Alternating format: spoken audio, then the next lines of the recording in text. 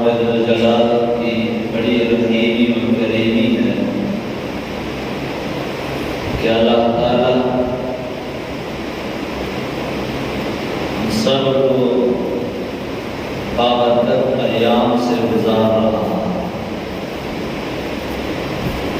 اللہ کی رحیمی و کریمی نہ ہوتی تو ہم ان مبارک ایام سے بھی نہ گزرتے۔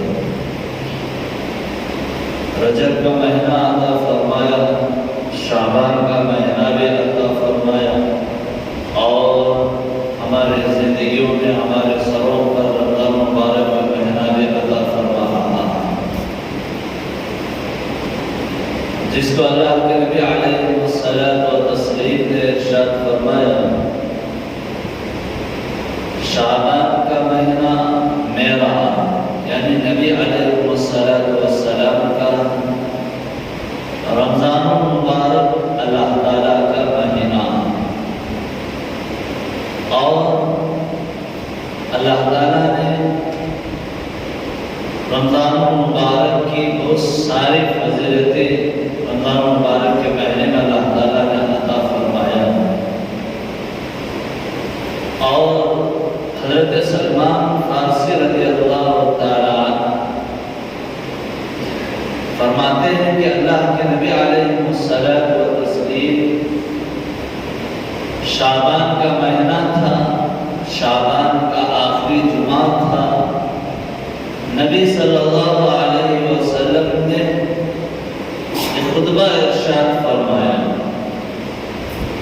جس میں اللہ کے نبی علیہ الصلوۃ والتسلیم نے ارشاد فرمایا، یہ مہینہ بابرکت والا مہینہ، عظمت والا مہینہ، اس مہینے میں ایک رات ہے جو 1000 مہینوں کی راتوں سے افضل ہے۔ اس مہینے میں اللہ تعالیٰ نے روزوں کو فرض فرمایا ہے، اور اس مہینے میں اللہ تعالیٰ نے قرآن مجید کو نازل فرمایا ہے۔ قرآن میں کہتا ہے شہر رمضان الذی انزل فیہ القرآن ھدی للناس، ہم نے رمضان کے مہینے میں، وہ مبارک مہینے میں قرآن پاک کو نازل فرمایا ہے۔ اس مہینے قرآن کے اندر پڑھنے والوں کے لیے ہدایت ہے، اور اس قرآن کے اندر سب کچھ ہے، حلال و حرام کی تمیز ہے، حق و باطل ہے۔ بندہ اس قرآن کو لے کر زندگی گزارتا ہے، قرآن کے بتائے ہوئے راستے پر چلتا ہے اور اس پر عمل کرتا ہے، یہ قرآن کل قیامت کے دن شفاعت کا سبب بنے گا۔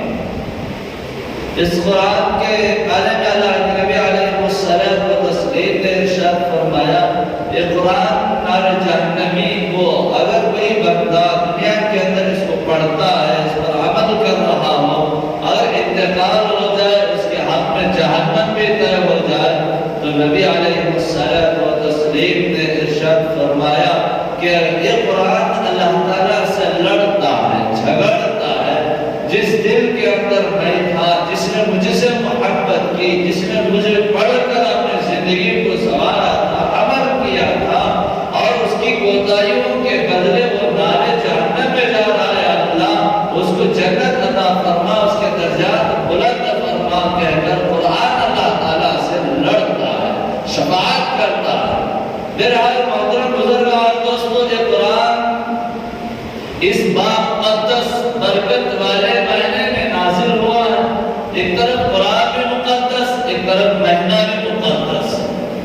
قرآن کے اندر ہر چیز ہے، جیسا کہ حضرت امام اعظم علیہ الرحمہ کے زمانے میں ایک آدمی نے قسم کھائی، اگر میری بیٹی کے جہیز میں پورا دنیا کا سامان، جب تک پورا دنیا کا سامان دوں گا، ہر چیز دوں گا، تو وہ آدمی قسم یہ کھائے اگر نہ دے سکا تو میری بیوی کو طلاق دے دوں گا۔ اب بیٹی کے جہیز کے طور پر پوری دنیا کو دے سکتا، دے نہیں سکا۔ آخر اب علماء اکرام سے مسئلہ پوچھنے لگا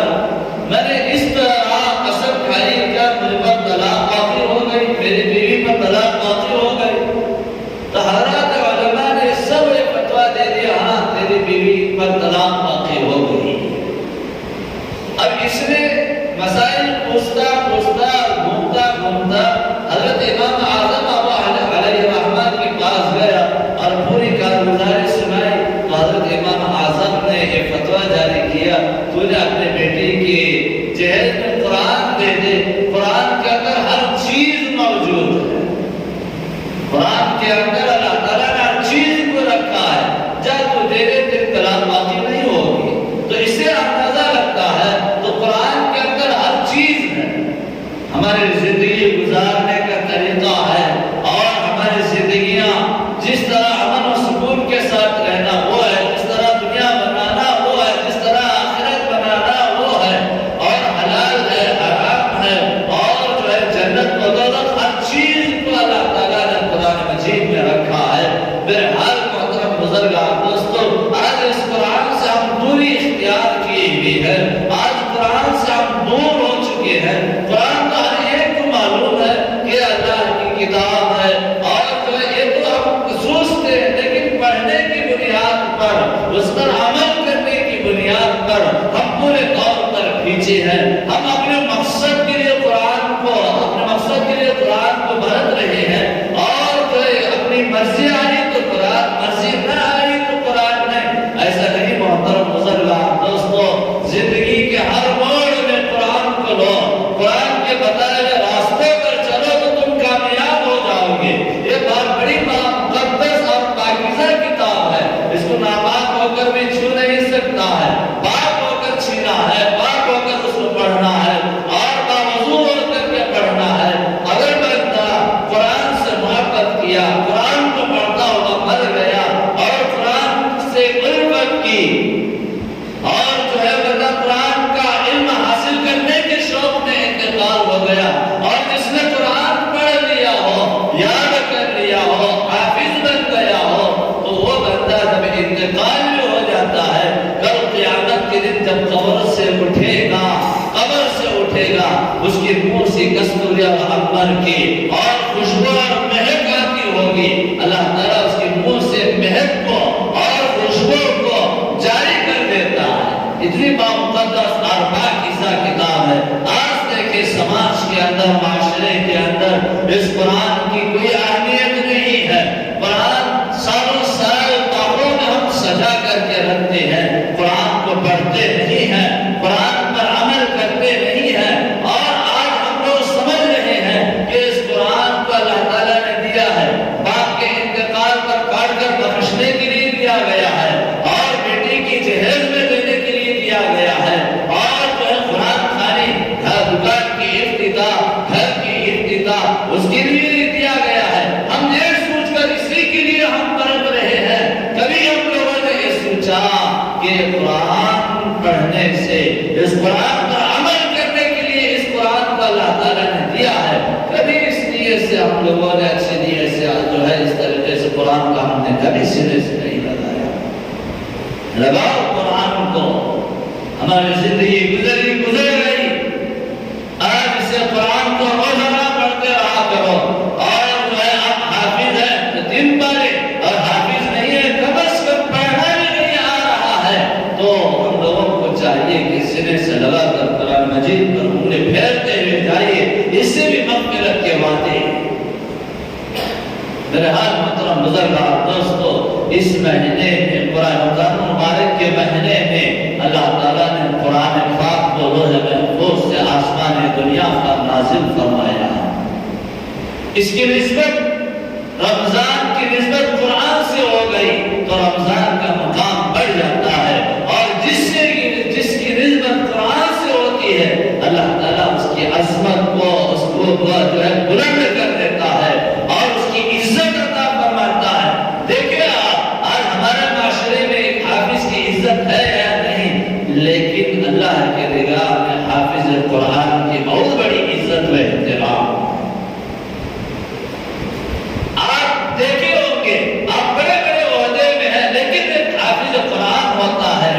حدیث کے اندر بھی آتا ہے جیسے کہ جس گھر کے اندر حافظ قرآن کا ہونا وہاں پر آفتاب کے برابر ہے, اور جس طرح جس گھر میں آفتاب ہے وہاں پر اندھیرے نہیں ہوتی. بڑے سے بڑے بھی ایک حافظ قرآن کی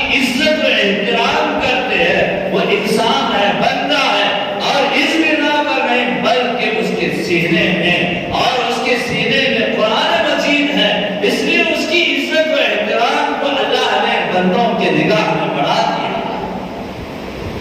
آپ لوگوں کو بھی چاہیے، عالم دین ہے، ایک حافظ قرآن ہے، اس کے ساتھ عزت کے ساتھ احترام کے ساتھ پیش آئے۔ یہ عزت و احترام ہم نوازے نہیں ہیں بلکہ اللہ نے نوازا ہے، اور اللہ نے اس کو قرآن مجید عطا فرمایا، اور اس نے اپنے سینے میں قرآن کو حفظ یاد کر لیا، تو اللہ نے اس کی عزت و احترام کو بڑھا دیا ہے۔ اللہ خود اس کی عزت و احترام کرتا ہے۔ ایک عالم دین کی، ایک حافظ قرآن کی، اور کل قیامت کے دن اللہ ان سے حساب بھی لیتا ہے تو پردوں میں چھپا کر کے لیتا ہے۔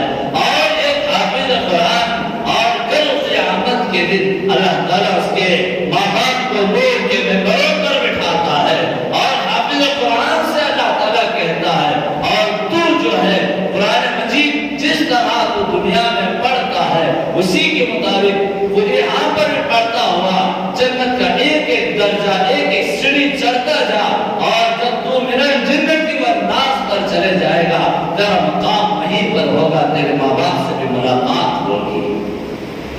ایک حافظ قرآن، اور جس نے قرآن کو حفظ یاد کر لیا، اپنے سینے میں محفوظ کر لیا، جس کی وجہ سے اللہ تعالیٰ نے اس کے خاندان کی مغفرت کر دیتا ہے، تو سوچو محترم بزرگار دوستو، قرآن سے وابستہ ہو گیا، قرآن سے رشتہ جوڑ لیا، تو اللہ تعالیٰ نے اس کا یہ مقام عطا فرماتا ہے۔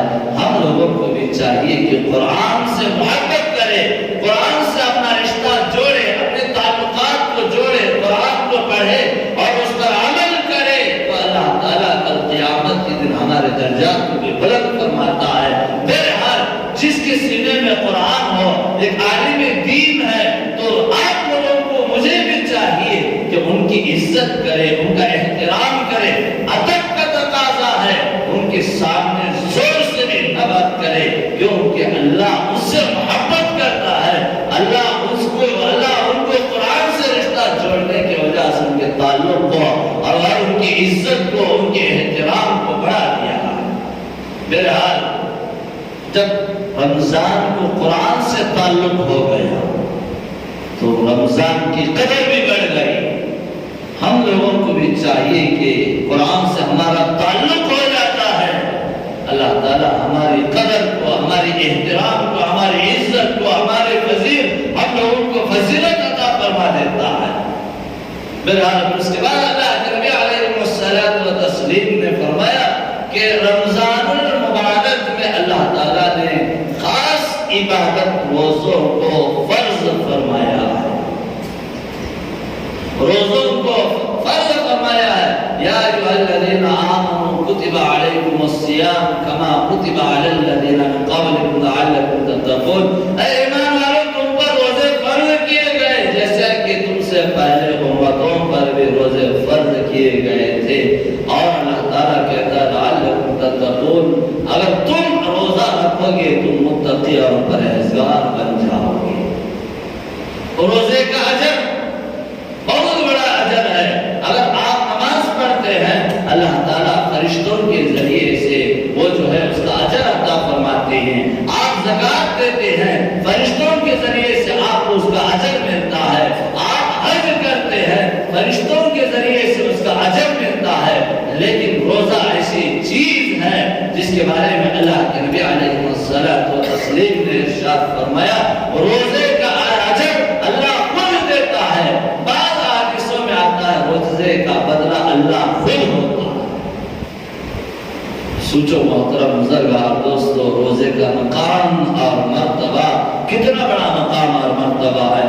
اب رمضان مبارک کا مہینہ آ رہا ہے، یہ بیان نہیں آج کا یہ جمعہ آپ کو رمضان کیسے گزارنا ہے، ان باتوں کو رکھ رہا ہوں کہ رمضان المبارک کا مہینہ قریب ہے، تو بعض حضرات کو یہاں سے بی پی زور ہو جاتی ہے، شوگر ہے ہو جاتا ہے، اور ہر بیماری عام ہو جاتی ہے۔ بہانہ کیا؟ روزہ رکھنا ہے، اب بیماری بنا کے روزوں کو ترک کر دیتے ہیں۔ روزوں کو چھوڑنے والا اللہ کے نبی علیہ الصلوۃ والتسلیم نے ارشاد فرمایا وہ میرا امتی نہیں ہے۔ جس طرح نماز کو چھوڑنا بندہ اسلام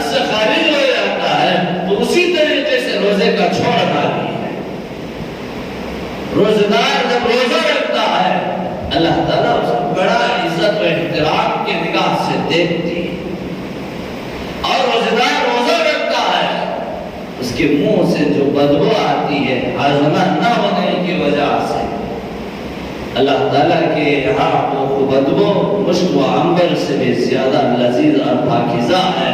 اللہ تعالیٰ کو اتنا محبوب ہے وہ بدبو۔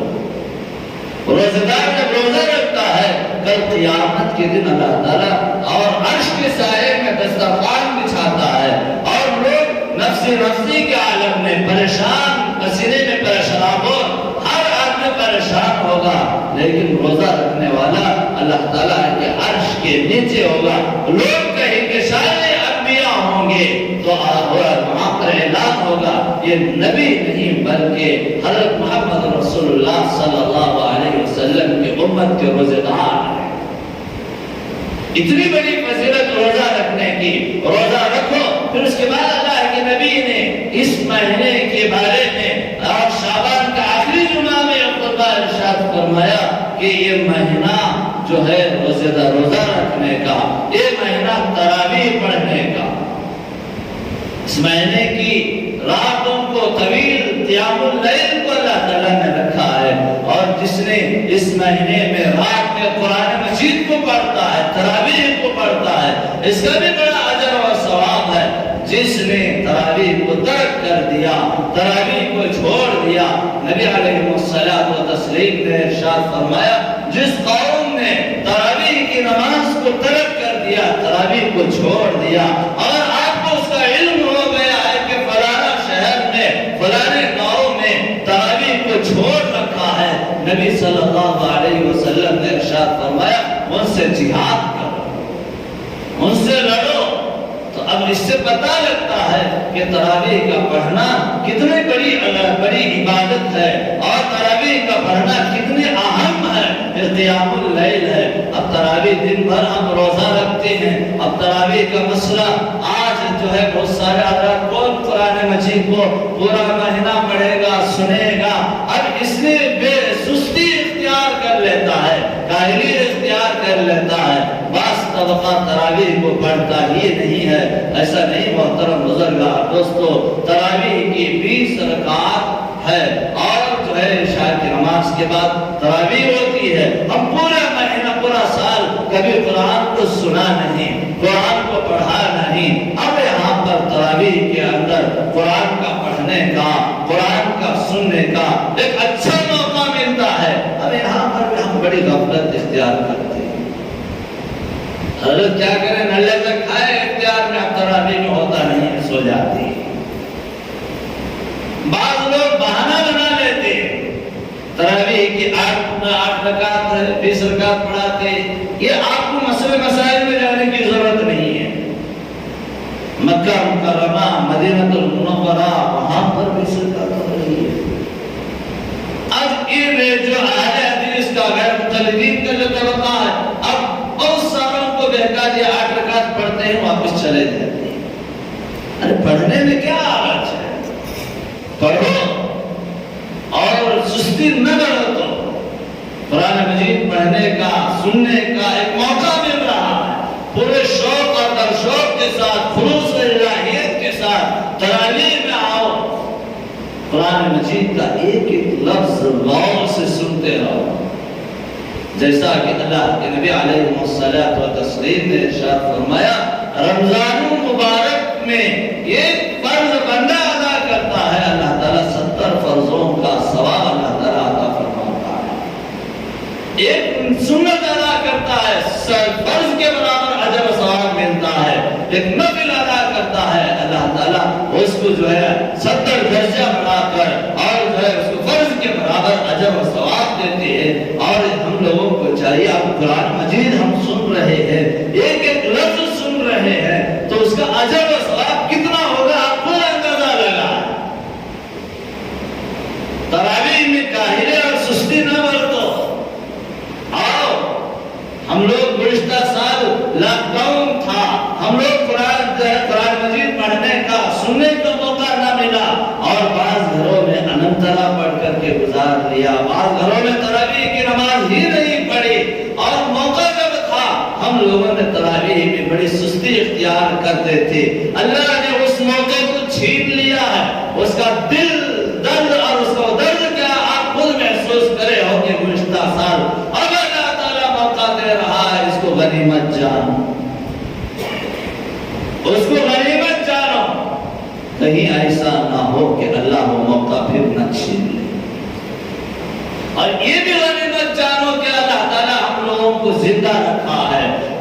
گزشتہ سال، اس سے پہلے سال، اور لاکھوں لوگ جو زندہ تھے آج وہ قبروں کے اندر چلے گئے۔ ہمارے درمیان میں اسی طریقے سے بیٹھ کر سننے والے اور مسجد سے تعلقات رکھنے والے ایسے بہت سارے تھے، آج وہ قبروں کے اندر پڑے ہوئے ہیں۔ اللہ نے ہم لوگوں کو زندہ رکھا ہے، اللہ کی بڑی رحیمی اور کریمی ہے۔ اللہ زندہ نہ رکھتا تو رمضان کا موقع اور شعبان کا آخری جمعہ آپ کو بھی میسر نہیں ہوتا۔ اللہ کا شکر گزار بندے بنو، اللہ نے رمضان کا موقع عنایت فرما رہا ہے، اس کا ایک ایک لمحہ ضائع نہ ہو۔ تراویح میں پابندی سے آؤ۔ ہم لوگ دن بھر روزہ رکھتے ہیں اور رات میں افطار کے بعد تفریح کے بہانے سے ہم جو ہے ہوٹلوں کے بعد اسٹانڈوں میں ادھر ادھر گھومتے ہیں، مساجد کو آباد رکھتے ہیں، فجر ظہر عصر مغرب، لیکن تراویح کے معاملے میں جب دیکھتے ہیں سب تو سب تین صف رہتے ہیں۔ باقی قوم، باقی لوگ ہوٹلوں کے پاس گھنٹہ ڈیڑھ گھنٹہ گزار دیتے ہیں بیکار فضول باتوں میں، فضول وقت وہاں پر ضائع کرتے ہیں، اور وہیں پر اگر ہم تراویح کو پڑھ لیتے اللہ تعالیٰ اجر و ثواب اللہ تعالیٰ عطا فرماتا۔ بہرحال محترم بزرگار دوستو، تراویح قیام اللیل کا بہت ادب کے ساتھ جو ہے احترام کرو، پڑھو، تراویح کی نماز پڑھو، اور روزہ دن بھر رکھ رہے۔ روزے کا مستقل بیان رمضان ہی میں کروں گا، لیکن روزے کے حالت میں ہم لوگوں کو کیا کرنا ہے؟ نبی علیہ الصلوۃ والتسلیم نے ارشاد فرمایا کثرت سے ذکر کرتے رہا۔ ابھی منگل یا چہارشنبے کو رمضان شروع ہو جائے گا، ذکر جو ہے ہر ہمیشہ، رمضان ہی بھی نہیں، ہر ہمیشہ ذکر کثرت سے کرتے رہنی چاہیے، ذکر کا ورد کرتے رہنی چاہیے۔ جو بندہ ذکر کثرت سے کرتا ہے اس کا دل تر تازہ رہتا ہے، زندہ رہتا ہے، اور جو ذکر سے غافل ہو جاتا ہے، حضرات علماء نے لکھا ہے وہ بندے کا دل مردہ ہو جاتا ہے۔ اب رمضان عطا فرما رہا ہے، نبی صلی اللہ علیہ وسلم نے ارشاد فرمایا ذکر کثرت سے کیا کرو، لا الہ الا اللہ محمد رسول اللہ کا ورد ہر ہمیشہ اپنے زبان پر رکھو۔ روزہ رکھی ہے، غیبت چل رہی ہے، روزہ رکھی ہے اور ایک دوسرے کے بارے میں جو ہے جھوٹ بولا جا رہا ہے، روزہ رکھ کر حرام گالیاں کر رہے ہیں، اور قرآن کہتا ہے لعلکم تتقون، تم روزہ رکھو تم متقی اور پرہیزگار بن جاؤ گے۔ اب ہم روزہ رکھ کر ذکر کرنے کے بجائے ہم غیبت میں، گالی گلوچ میں، جھوٹ میں، فرار میں، نہ حلال نہ حرام کی تمیز میں لگ گئے، تمیز نہیں حلال و حرام کی۔ اب یہاں پر ہمارا روزہ بھوکا پیٹ رہنے کے ہم لوگوں کو کچھ حاصل نہیں ہوتا۔ روزہ رکھے ہیں تو روحانی امراض سے بچے، اللہ اللہ کرتے رہے اور ذکر کا ورد کرتے رہے، اور گالی گلوچ نہ کیا کرو۔ اور میں یہ بھی بڑا اہم فتنہ بتا دوں، جس طرح میں نے اپنے بچپن میں سنا کرتا تھا، دیکھا کرتا تھا، رمضان کا چاند نظر آتا ہی آ جاتا ہے تو ہمارے ماں بہنیں ٹی وی پر کپڑا ڈالتے تھے۔ آج ٹی وی پر کپڑا ڈالنے کی بات تو دور کی بات ہے، اپنے جوب میں اپنے پاس جو موبائل رکھے ہوئے ہے اور اس سے دور ہو جاؤ، کیونکہ اس کے اندر جو غلط کاریاں اور غلط جو ہے طریقے اور غلط فحاشی ویڈیوز اور جو ہے امیجز ہم جو دیکھتے ہیں، جس سے ہمارا روزہ ضائع ہو جاتا ہے۔ اور یہ غلط ناکام بھی نہ کرو، موبائل سے بھی دور رہو ایک مہینہ، کیونکہ ہم روزہ رکھے ہیں اور روزے کی حالت میں ہم جھوٹ بھی نہیں بولنا ہے، غیبت بھی نہیں کرنا ہے، زنا بھی نہیں کرنا ہے۔ زنا خالی اعضاء کا زنا ہی نہیں، آنکھ کا بھی، دل کا بھی، ہاتھ پیر کا بھی، سب ہوتے ہیں۔ ان تمام چیزوں سے بچتے ہوئے روزہ رکھو اور ذکر کی کثرت کیا کرو۔ حضرت موسیٰ علیہ السلام نے اللہ تعالیٰ سے عرض کیا، یا اللہ مجھے کوئی ایسا وظیفہ بتائے، کوئی ایسا ورد بتائے جو دنیا میں کوئی نہیں کرتا ہے، میں تجھے یاد کروں، میں تیرا ذکر کروں۔ اللہ تعالیٰ نے حضرت موسیٰ علیہ السلام تسلیم سے کہا اے موسیٰ لا الہ الا اللہ کا ورد کیا کرو۔ حضرت موسیٰ علیہ السلام نے پوچھا یا اللہ یہ ورد تو یہ کلمہ تو ساری دنیا پڑھتی ہے، اس کے اندر خاص کیا بات ہے؟ حضرت موسیٰ علیہ السلام سے اللہ تعالیٰ نے کہا اے موسیٰ اس پرزے کو، اس ورد کو، یہ لا الہ الا اللہ والے ٹکڑے کو ترازو کے ایک پلڑے میں رکھو اور جو ہے دوسرے پلڑوں میں ساتوں زمینوں کو، ساتوں آسمانوں کو ایک پلڑے میں رکھو۔ اللہ تعالیٰ کہتا ہے موسیٰ لا الہ الا اللہ والا پرزہ جو ہے بھاری ہو جائے گا۔ ذکر کی کثرت کرو، اور جو بندہ ذکر میں مشغول ہوتا ہے، اپنی زبان پر ذکر کو اپنی زبان سے تر تازہ رکھتا ہے، اللہ تعالیٰ اس کے سروں پر مصائب کو بھی نہیں ڈالتا ہے، پریشانیوں کو بھی نہیں ڈالتا ہے، اور پریشانیاں اور مصائب دور ہو جاتے ہیں۔ اور ایک اللہ والے اپنے معصوم بچے کو لے کر مچھلیوں کا شکار کے لیے لے کر جاتے ہیں حضرت نے، اور وہ اللہ والے نے اور مچھلیاں پکڑ کر اپنی بیٹی کے ہاتھ تھیلی میں ڈالتے ہیں، اور وہ بچی جب وہ حضرت جو ہے شکار سے فارغ ہو گئے، دیکھا تھیلی کی طرف، وہ تھیلی خالی کی خالی پڑی ہوئی ہے۔ بیٹی سے پوچھا اے بچے میں نے اتنی دیر سے اتنے مچھلیاں پکڑ کر تیرے حوالہ کیا، تھیلی میں ڈالا، وہ مچھلیاں کہاں چلے گئے؟ وہ معصوم بچی معصومانہ انداز میں، بڑا انداز میں جواب دینے لگی اے ابا جان آپ نے کہا تھا جو بندے اللہ کے، جو مخلوق اللہ کے ذکر سے غافل ہو جاتی ہے اللہ تعالیٰ ان پر مصائب کے جالوں میں اس کو پھنسا دیتا ہے، پریشانی کی جالوں میں پھنسا دیتا ہے۔ اب میں نے سوچا کہ یہ مچھلیاں آپ کے جال میں پھنس گئے ہیں تو یہ اللہ کی یاد سے غافل ہیں، اگر یہ مچھلیاں ہم کھائیں گے ہم بھی اللہ کی یاد سے غافل ہو جائیں گے، اس لیے میں نے ان مچھلیوں کو واپس جو ہے ندی میں پھینک دیا۔ تو اس سے معلوم ہوتا ہے جو بندہ اللہ کے ذکر میں مشغول ہوتا ہے، اللہ کے ذکر میں لگا ہوا رہتا ہے، وہ مصائب سے، پریشانیوں سے دور ہو جاتا ہے۔ پھر اس کے بعد محترم بزرگان دوستو، اس مہینے کا پہلا عشرہ جو ہے وہ رحمت کا ہے، اور جو ہے کثرت سے ذکر کرتے رہو۔ دوسرا عشرہ مغفرت کا ہے، اور تیسرا جو ہے نار جہنمیوں کو، نار جہنم سے، دوزخ سے اللہ تعالیٰ چھٹکارا عطا فرماتا ہے۔ تو ہم لوگوں کو چاہیے کہ اس مہینے میں کثرت کے ساتھ ذکر و اذکار میں اور دوزخ کی پناہ مانگتے رہو، جنت کا مطالبہ کرتے رہو۔ مقدس ایام ہے، مقدس گھڑیاں اللہ تعالیٰ عطا فرماتا ہے، سحری کے وقت میں مقدس گھڑیاں، اور دن بھر ہم روزے رکھے ہوئے ہیں، نفسانی خواہشات کو جو اپنے قدموں تلے ڈال کر کے کچل رہے ہیں، بنل رہے ہیں، اور یہ سب کرتے ہوئے اللہ کے سامنے مانگتے رہو، دوزخ سے جو ہے پناہ مانگو۔ اور سحری افطار کے معاملے میں، افطار میں اللہ تعالیٰ وہ مقدس گھڑیاں رکھا ہے، بندہ دونوں ہاتھ اٹھا کر کے دعائیں کرتا ہے، اللہ تعالیٰ ان کے دعاؤں کو قبول کرتا ہے، اور وہ دعائیں رد نہیں کرتا ہے، روزہ دار کی دعائیں اللہ تعالیٰ رد نہیں کرتا ہے۔ تو ہم لوگوں کو چاہیے کہ اس وقت روزہ دار جو ہے اللہ کے سامنے مانگ لے، جنت کا مطالبہ کر لے، اور جہنم سے پناہ مانگ لے، اللہ تعالیٰ آپ کو تمام گناہوں سے معاف فرما دیتا ہے۔ اب اختیار کے معاملے میں چھین چھپاٹ ہوتی ہے، کیا کھائے کیا پیے، کس کا مال حرام کرے، یہ ایسا نہیں محترم بزرگان دوستو، وہاں پر جو ہے ادب کے ساتھ اللہ کے سامنے جو ہے گڑ گڑاتے رہے، کھجور ہی کیوں نہ ہو روزہ اختیار کر لو۔ پھر اس کے بعد محترم بزرگان دوستو، اس مہینے میں اللہ تعالیٰ ہمارے سروں پر رمضان کا مہینہ عطا فرما رہا ہے، ہم مغفرت کروا لینا ہے اللہ تعالیٰ کے یہاں، اللہ تعالیٰ کے یہاں مغفرت کروا لینا، مانگ لینا ہے، اپنے گناہوں کی بخشش کروا لینا ہے، اور یہاں روزانہ اللہ تعالیٰ ہمارے گناہوں کو معاف کرتا ہے رمضان مبارک میں، اس کے سامنے گڑ گڑا لو، مانگ لو، اپنے مغفرت کروا لو۔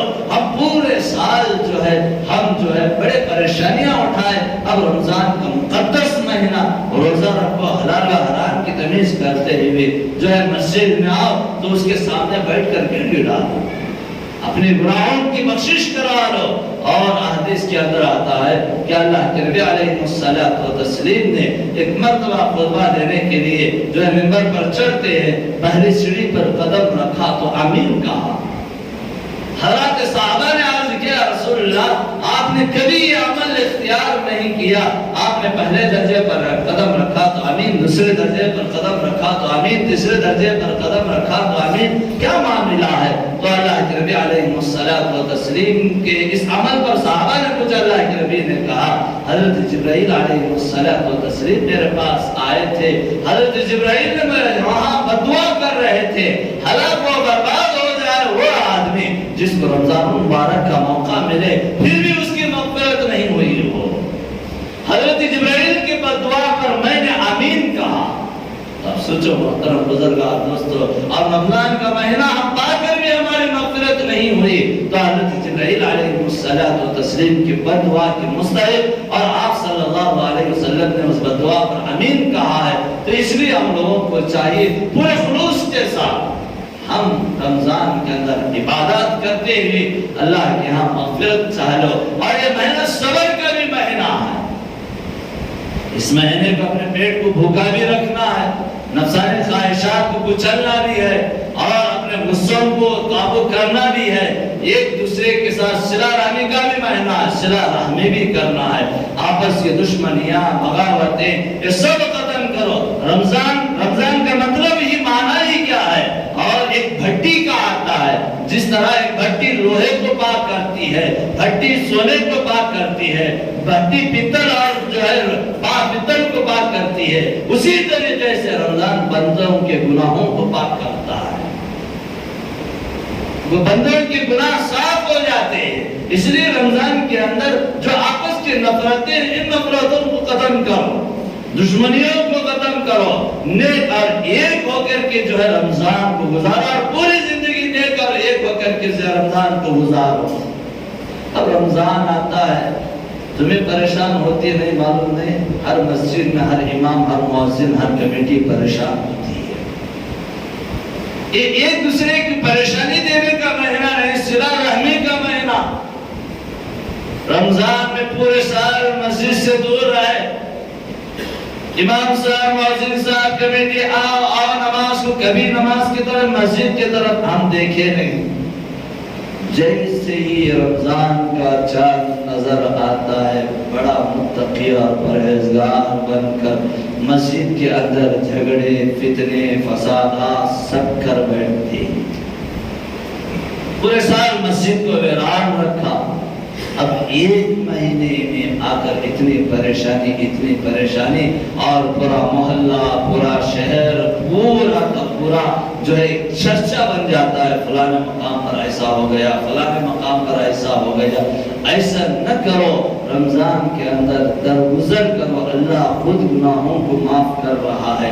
اللہ کی صفت اپنے دلوں کے اندر بٹھاؤ، کسی سے کوئی جو ہے غلطی ہو جائے، کسی سے کوئی آپ کو دل ٹھیس پہنچ جائے، درگزر کر دو، صلہ رحمی کا مہینہ ہے۔ خاص طور پر مسجدوں میں جب آتے ہیں، کسی کے دل و دماغ کو بجاؤ نہیں، آؤ آپ اچھا مقصد لے کر مسجد میں آؤ، عبادت کا مقصد لے کر مسجد میں آؤ، کسی سے ہم کو لینا ہے نہ دینا ہے، ایک محبت کی بات، ایک ادب کی بات ہے۔ آپ مسجد میں آؤ، آ کر عبادت کر لو، اپنی عبادت کر لو، دوسروں کے حق میں بھی دعائیں کرتے ہوئے آپ اپنے گھر چلے جاؤ، اور مسجد کی کمیٹی کو یہ کرے نہیں، وہ کرے نہیں، اور امام صاحب ایسے، مؤذن صاحب ایسے، کمیٹی بدلانا، یہ کرنا، وہ کرنا، ایسا کام کرے تو یہاں پر اللہ سے کچھ لینے کے بجائے وہاں اللہ کے غضب آپ کے سروں پر آتا ہے۔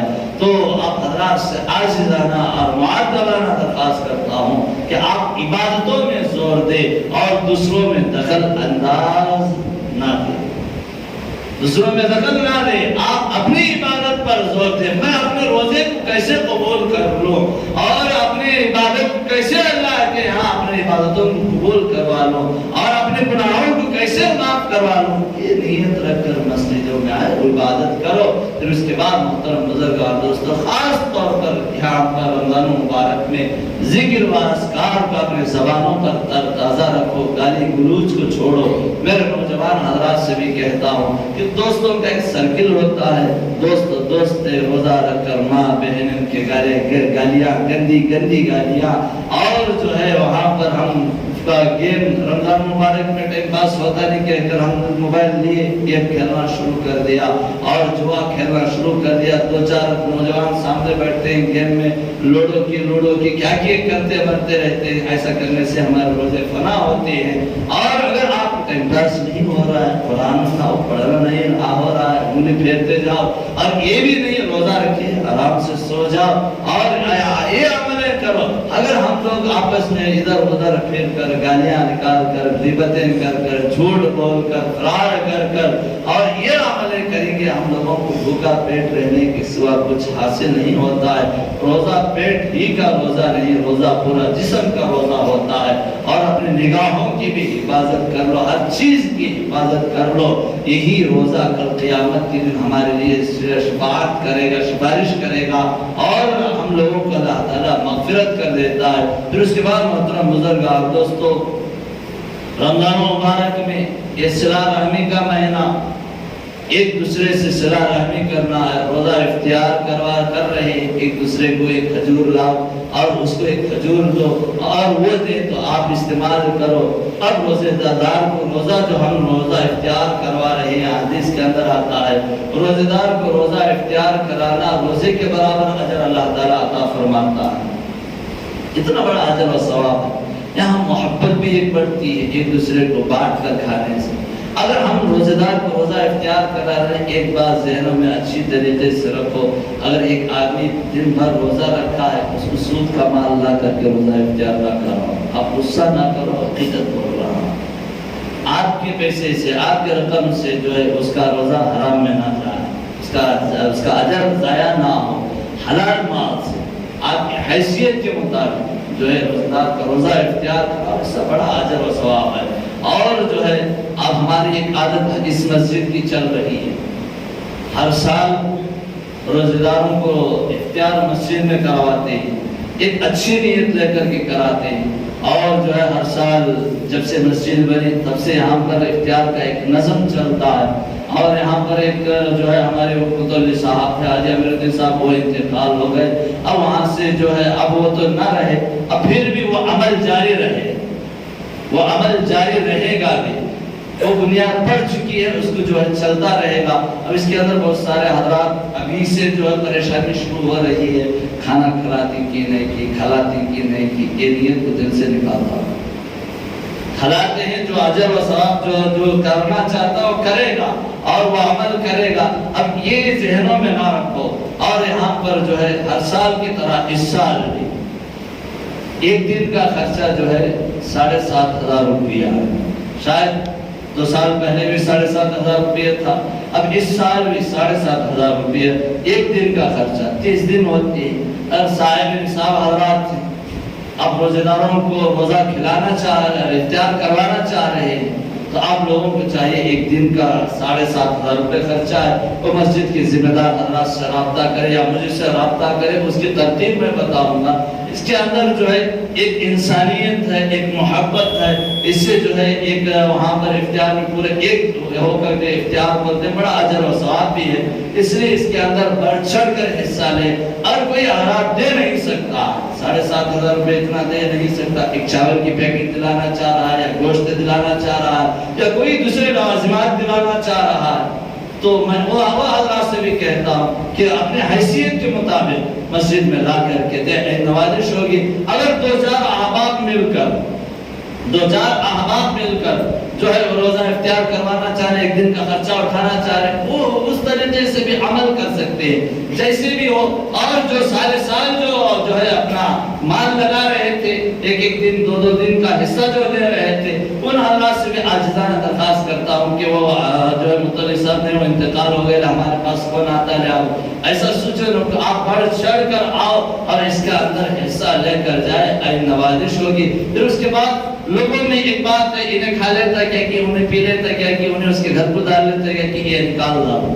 آپ جو دے رہے ہیں پاک نیت سے دو، اللہ کو وہ مال قبول ہو جائے، اللہ ہماری مغفرت کر دے، یہ نیت لے کر جب دیتے ہیں، جیسی پاک نیت رکھ کر وہ مال ادا کر دیتے ہیں، اللہ تعالیٰ اس سے پہلے ہماری مغفرت کر دیتا ہے۔ اور وہ کھاتا ہے کہ پیتا ہے کہ لے جا کر ڈال لیتا ہے کہ انہیں کیا کر لیتا ہے کہ انہیں اللہ کو جواب دے لیتا ہے، ہمیں اس کے اندر فکر کرنے کی ضرورت نہیں ہے۔ جو کھائے گا وہ اللہ کو جواب دے گا، اور جو اللہ کو جو جواب دے گا اس کی پکڑ بہت پکڑ ہے، ہمیں پکڑنے کی ضرورت نہیں، ایسا کرنا لیا ویسا کرنا لیا، اب یہ اٹھا کر جو ہے لوگوں میں چرچا کر دیا، ایسا نہ کرو۔ آپ پاک نیت سے، الحمدللہ یہاں پر تو کوئی کھانے والا نہیں ہے، یہاں پر ایسا فراڈ کرنے والے نہیں، ہر سال کرتے ہوئے آ رہے ہیں۔ بہرحال محترم بزرگان دوستو، اس بات کو بھی نکال دو، اور جو افطار کی دعوت میں جو حضرات حصہ لینا چاہ رہے ہیں بعد نماز جمعہ اور بعد میں بھی مسجد کے ذمہ دار حضرات سے رابطہ کرے، اے نوازش ہوگی۔ یہی چند کلمات تھے رمضان کے استقبال رمضان پر، آپ حضرات کی خدمات میں ان باتوں کو رکھا، مجھے بھی اور آپ کو بھی ان باتوں پر عمل کرنے کی توفیق عطا فرمائے۔ حضرت معمول ہر